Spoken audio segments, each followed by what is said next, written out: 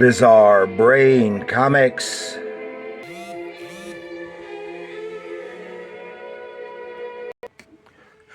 Hello, my comic book friends, and welcome to Bizarre Brain Comics. I'm Gary, your host. This is where I like to take a look at some older comics, talk a little bit about the characters and creators, and examine the stories and the art.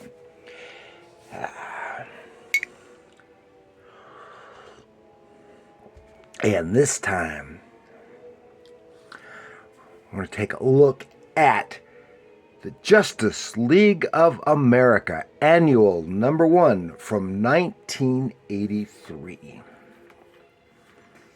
This is a larger book than your normal-sized comic book, but it is all-inclusive. Just hate that everything is 2 or 3 parts.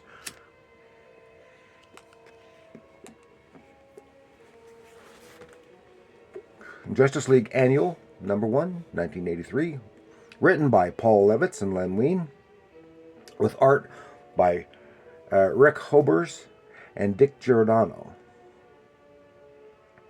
And this is in the Bronze Age, just shortly prior to the Crisis on Infinite Earths. Okay.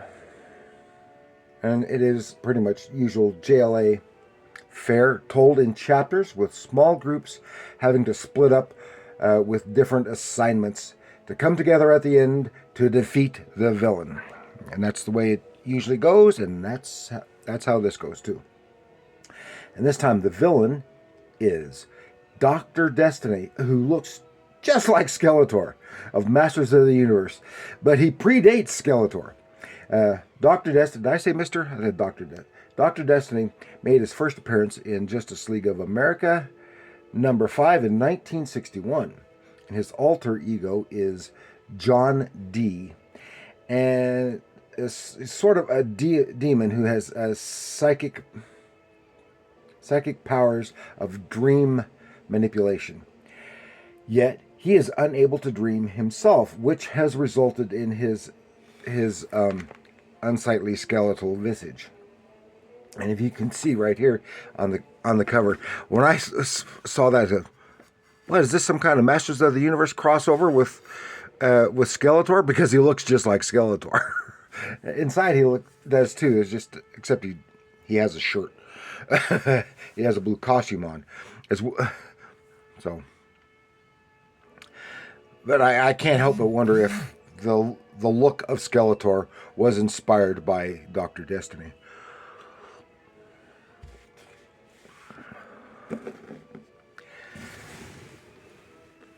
And of course, it's a big battle. Looks like it's in the dreamscape here with JLA against weird monsters and stuff. And it starts out, boom, splash page. At the very beginning, it's on. This is when, of course, when they had the big Justice League satellite in stationary orbit, and the JLA members are engaged in a battle on their space station. Or wham! It's just a couple.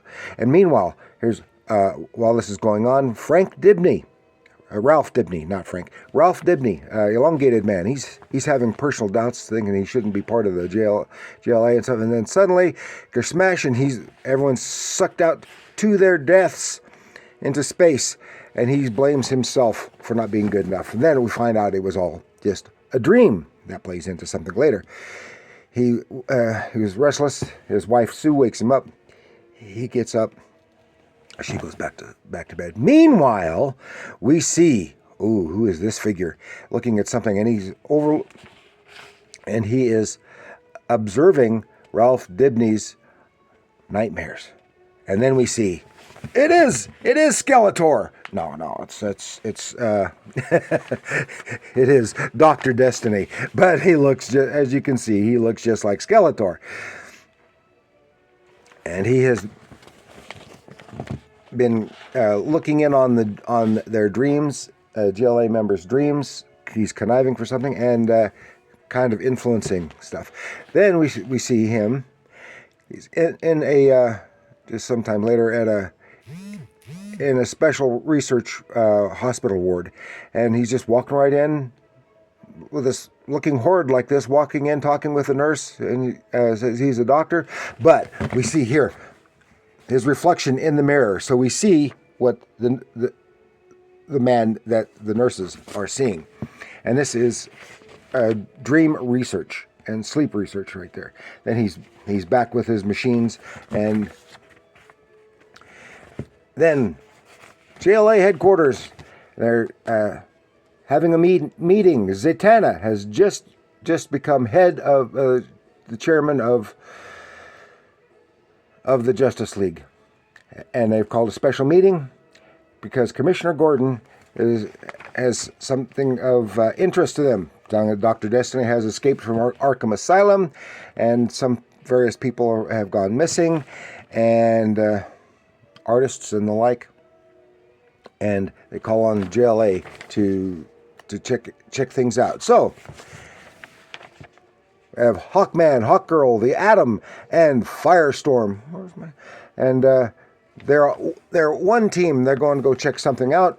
Get a Thanagarian device that looks for delta waves, which is dreams waves the brain emits during sleep. And he has Destiny has a lot of delta waves, even though he can't sleep and can't dream. And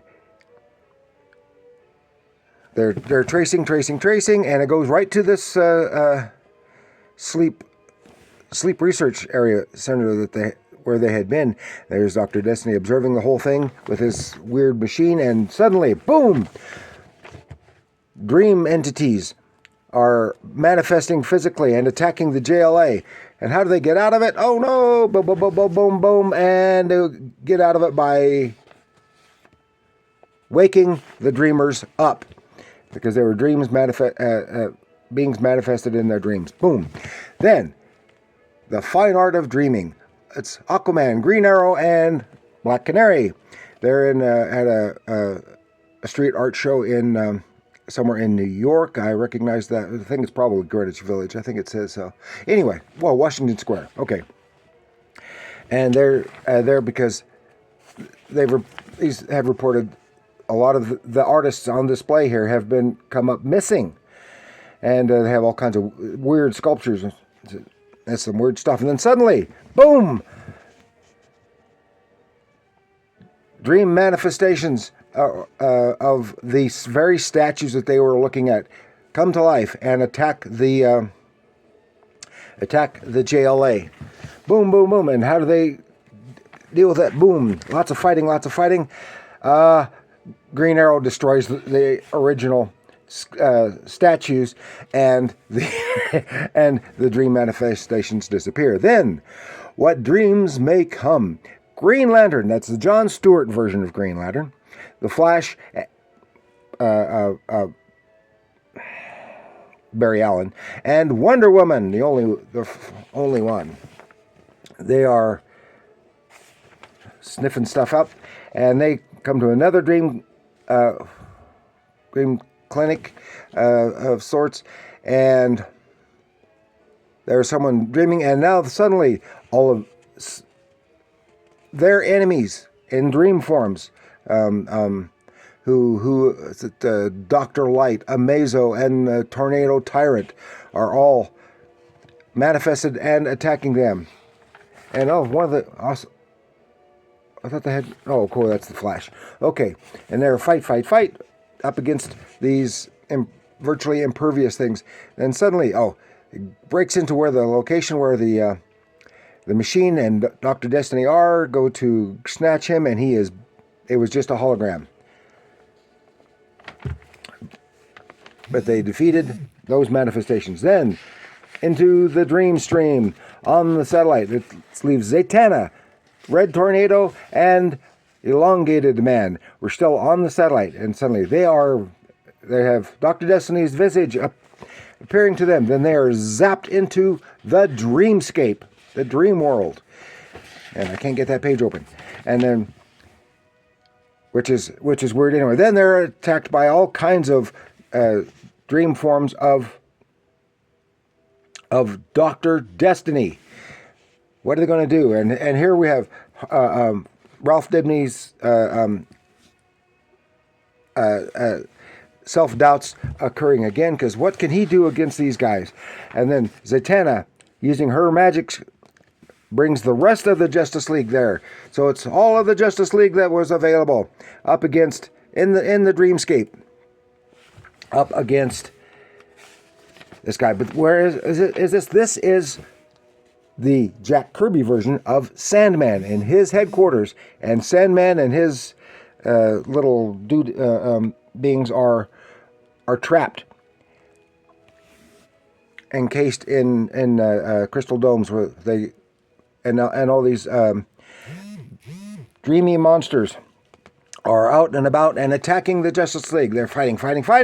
Oh, fighting. Then he uses Sandman's sleep dust on all of the JLA members. But just before Ralph goes out, he's able to stretch out and push a particular button, which releases Sandman into the real world. But he's not aware of it, and Destiny is not aware of it.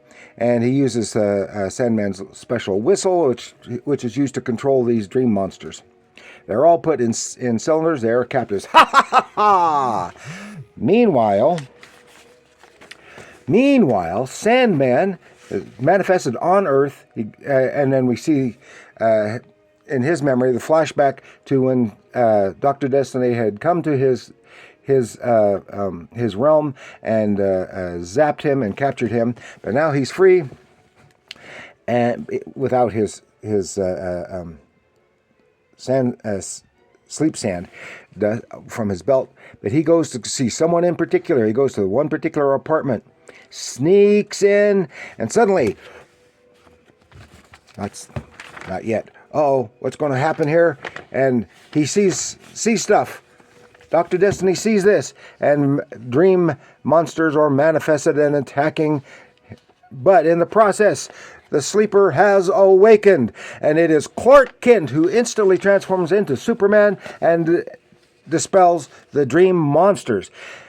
Sandman brings Superman up to speed. They go to the dream realm, and they face down the dream monsters and Dr. Destiny, and then he turns around and finds all the Justice League are freed. Oh, you're in the deep darks. And how did they get freed? Wonder Woman managed to wake up and shatter her cylinder while Dr. Destiny wasn't looking, and free everyone else. So he's in the deep darks. He's back in Arkham Asylum, and everyone is back safe and normal on the JLA satellite. Yee-haw! The good guys have won again, as usual, with the Justice League of America. Oh, that was a lot of fun. And you get to see so many characters doing their things. And I liked the fact that Ralph had his personal doubts about even being qualified to be in the Justice League, and then it was because of his efforts that they won the day by releasing the Sandman. So I want to thank you all for joining me. Please like, share, and subscribe. Do leave your comments down below. How much Justice League do you love? Which era? Do you like the Bronze Age? Do you like... Now, I like the Justice League. I like the Bronze Age, and I like the later, after in the Copper Age as well. I don't know what the hell's going on anymore with Justice League, but thank you all for joining me. And let me know what you have to say about anything on here. And do remember, comics are art.